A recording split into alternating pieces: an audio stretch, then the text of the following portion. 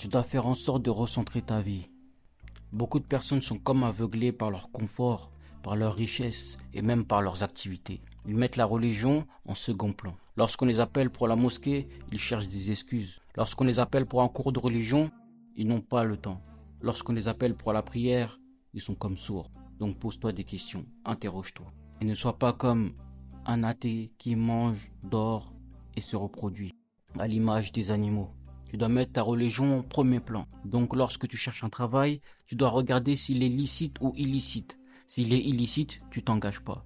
Lorsque tu manges, tu dois regarder si c'est licite ou illicite. Si c'est illicite, tu ne manges pas. Si tu trouves un travail qui te facilite pour la religion, c'est un grand bien. Et même lorsque tu fais des activités, il faut que tu fasses en sorte que tu puisses accomplir tes obligations. Et ne fais pas en sorte de mettre en premier lieu tes activités en dépit de tes obligations. Je vais vous donner un exemple. Certaines personnes ont du mal à se lever pour ça. Ils ont du mal, c'est très compliqué pour eux pour se réveiller. Mais les mêmes personnes, lorsqu'ils ont un vol très tôt le matin, ils peuvent venir 3 heures avant.